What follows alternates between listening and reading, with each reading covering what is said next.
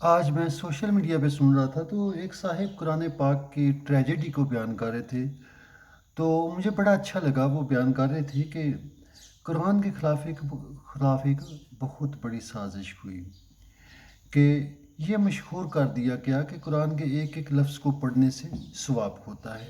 بے شک ثواب ہوتا ہے۔ قرآن پڑھنے والے حافظ جی کو خود یہ معلوم نہیں ہوتا کہ وہ کیا پڑھ رہے ہیں، اور پھر حافظ جی کے پیچھے جو مقتدی کھڑے ہیں ان کا بھی اس بات پہ غور نہیں ہوتا کہ اس کے معنی کیا ہیں، وہ کیا پڑھ رہے ہیں۔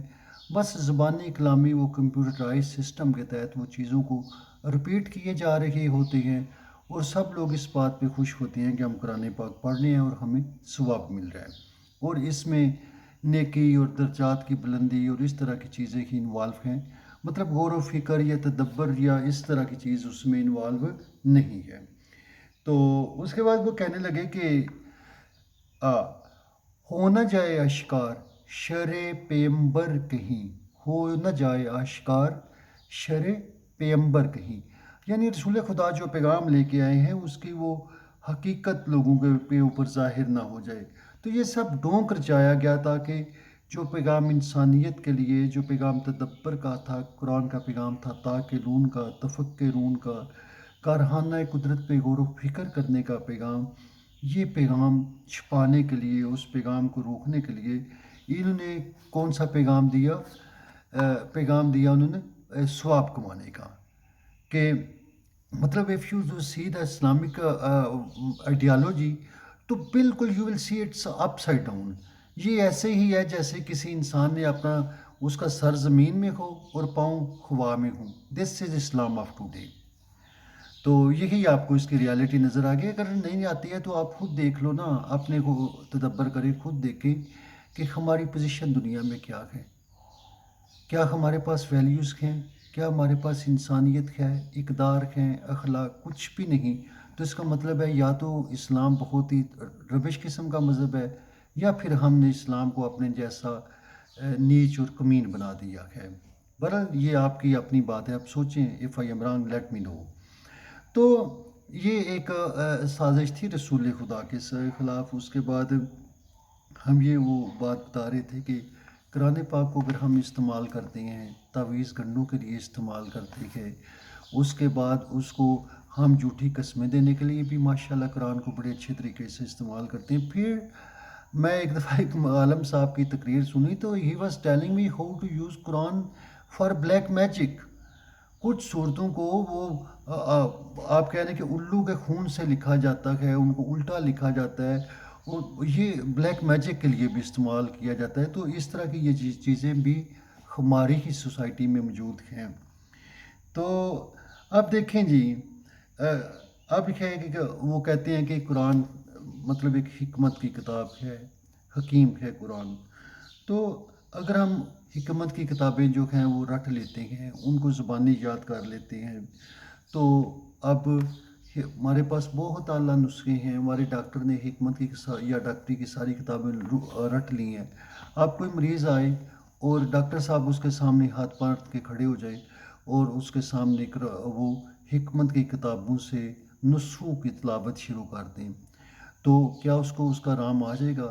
پھر وہ کہتے ہیں کہ دیکھیں، اگر کوئی بندہ اس کو کوئی بلیسفیمی لا کی ضرورت ہے، اس کو نعوذ باللہ بلیسفیمی کو تو ہم بڑا نیگیٹو استعمال کرتے ہیں، قانون وراثت کی انہوں نے بات کی، یا کوئی ظلم کرتا ہے، کہیں بھی ہمیں قرآن پاک کی ضرورت ہے، تو ہم قرآن سے ہدایت لینے کے بجائے، اس کو پریکٹیکلی استعمال کرنے کے بجائے، اگر ہم اس کو زبانی رٹنا شروع کر دیں، زبانی اس کی تلاوت شروع کر دیں، تو ہمیں قرآن سے کیا فائدہ ملے گا؟ اور وہ کہہ رہے تھے کہ ہم قرآن کو استعمال ہی اس لیے کر رہے ہیں کہ جیسے کوئی بھی ڈاکٹر ہے، وہ اس کتاب کو رٹتا نہیں ہے بلکہ اس کو سمجھتا ہے اور پھر اس کو استعمال کرتا ہے۔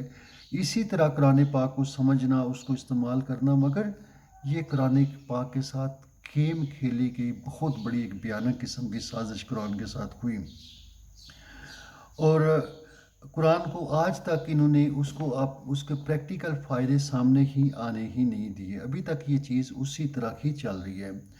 قرآن روحانی ترقی، علمی بلندی، انسانی فلاح اور انسانیت کی رہبری کی بجائے ثواب قرآن کمانے کا ایک ٹول بن گیا ہے۔ اور یہ تو ایک سازش قرآن کے خلاف آپ دیکھیں. دوسری سازش تھی آل رسول صلی اللہ علیہ وآلہ وسلم کے ساتھ. رسول خدا he was a very clear headed. اور خالق بھی بالکل کلیئر ہے کہ اس کے بارے میں کوئی ڈاؤٹ نہیں ہے کہ خدا نے کوئی چیز ایمبیگویٹی چھوڑی ہو، بلکہ وہ کہتا ہے کہ میں تو اپنی آیات کو کھول کھول کے بیان کرتا ہوں. اور رسول خدا سے بڑی اس کی آیت ہے کون سی؟ تو رسول خدا نے فرمایا تھا کہ تم میں چھوڑے جا رہا ہوں آل اور قرآن ہے. تم میں چھوڑے جا رہا ہوں آل اور قرآن ہے. حدیث ثقلین کی میں بات کر رہا ہوں. یہ دونوں میرے سینے سے آئے ہیں اور حوض کوثر تک میرے پاس ہی آئیں گے، مطلب وہاں جا کے مجھے ملیں گے جیسے یہ میرے سینے سے آئے ہیں. اگر تم قرآن کو ختم کرنے کی کوشش کرو گے تو یہ ممکن نہیں ہوگا، اور اگر تم نے میرے اہل بیت کو ختم کرنے کی کوشش کی تو یہ بھی نہ کر پاؤ گے. رسول خدا نے ویری کلیئرلی ان کی مودت اور محبت آل رسول کی ہم پہ واجب کی ہے. قرآن میں آیا ہے، میں کون سا کہہ رہا ہوں. مگر آپ دیکھیں کہ جیسے قرآن کی توہین کی گئی، اسی طرح آل رسول کی توہین بھی مسلسل کی جاتی رہی ہے. جیسے آج قرآن کو ریجیکٹ کیا گیا ہے، اسی طرح رسول خدا کی آل کو بھی ریجیکٹ کیا گیا ہے، اور ان کے ساتھ آج تک وہ گیم چل رہی ہے جو صدیوں پہلے شروع ہوئی تھی، اور آج تک ان کا حق دینے کی بجائے ان کا قتل کرنا ہی انہوں نے جائز سمجھا ہے. تو یہ میں آپ سے جو چیزیں شیئر کر رہا ہوں. آپ نے فرمایا کہ رسول خدا نے کہا کہ میں تو آل اور قرآن چھوڑ کے جا رہا ہوں، مگر اس کو آل کی بجائے لفظ وہاں شامل کر دیا گیا سنت، یعنی رسول خدا صلی اللہ علیہ وسلم کے پیغام کو جٹلا دیا گیا اور اس کی جگہ ایک نیا پیغام جاری کر دیا. آپ نے پیغام دیا آل اور قرآن چھوڑے جا رہا ہوں، اور اس کی جگہ جٹلا کے کیا کر دیا؟ سنت اور قرآن چھوڑے جا رہا ہوں. تو آپ چاہے شیعہ رہو، سنی رہو، وہابی رہو، جو بھی رہو، کہ محمد سے وفا تو نے تو ہم تیرے ہیں. یہ جہاں چیز ہے کیا، لوح و قلم تیرے ہیں. تو اگر آپ غور کریں تو یزیدی اسلام جو ہے اس میں رسول خدا کی اور خالق کی توہین ہے. جو خدا اور اس کے رسول نے پیغام دیا اس کو جٹلا دیا گیا. یزید نے خود امام حسین کے سر پہ چھڑی مارتے ہوئے کہا تھا کہ نہ کوئی فرشتہ آیا، نہ کوئی وحی اتری، یہ سارا بنی ہاشم کا ڈونگ تھا تاکہ وہ ہم کے اوپر حکومت حاصل کر سکیں. تو یہ وہ آئیڈیالوجی تھی جس کو فالو کیا، اور اس سے پہلے یزید کا والد وہ بھی اسی طرح ہی کر رہا تھا، بلکہ یزید کا خالق تو وہی ہے جس نے اس کو یزید کو پاور دی، یزید کو بنایا. مگر یزیدی اسلام حق کو قبول نہیں کر سکتا. آج دیکھو غور سے کہ ایک انجینئر ہے وہ مرزا محمد علی، ساری دنیا اس کے خلاف ہے، تمام فرقے اس کے خلاف کٹھے ہو گئے ہیں. وہ کیا کہتا ہے کہ وہ ریالٹی کو دکھاتا ہے. میں نے خود ایک مولانا کے پیغام سنا کہ وہ کہنے لگے کہ یار اس طرح کی اس کو پیغام نہیں دینا چاہیے کہ جو کتابوں میں حقائق چھپے ہوئے ہیں ان کو چھپے رہنا دینا چاہیے. تو جس اسلام کی یہ ریالٹی ہو کہ جو چھپے ہوئے حقائق ہیں چھپے رہیں، اس کے اندر کیا آپ کو نہیں ملے گا؟ کیا آپ کو یہ حقیقت تک پہنچا سکے گا؟ یہ ایک یزیدی اسلام ہے، یزیدی نظام ہے جس کے اندر اخلاقیات، انسانیت یا کوئی بھی آپ اعلیٰ اقدار کہیں تو آپ کو کہیں سے نہیں ملیں گے. اب دیکھیں کہ اسلام جو تھا اس میں کیا کیا گیا؟ بد کو اعلیٰ اور اعلیٰ کو بد کہا گیا. مولا علی کو گالیاں دی گئی اور اس کے مخالف جو تھے ان کو عظیم کہا گیا. تو سمجھ آ رہی ہے آپ کو؟ اعلیٰ کو بد کہہ دیا گیا اور بد کو اعلیٰ کہہ دیا گیا.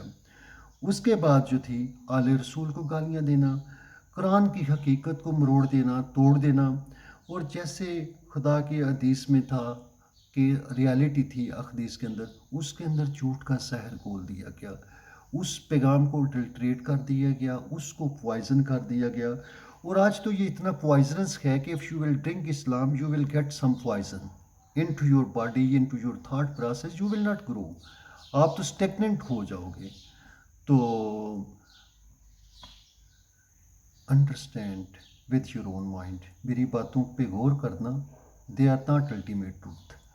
मगर ऐसे लोगों की तरह ना पैदा होना जो रवायत परस्त होते हैं, जाहिल होते हैं, तदब्बर नहीं करते, गधे पैदा होते हैं और गधे ही मर जाते हैं।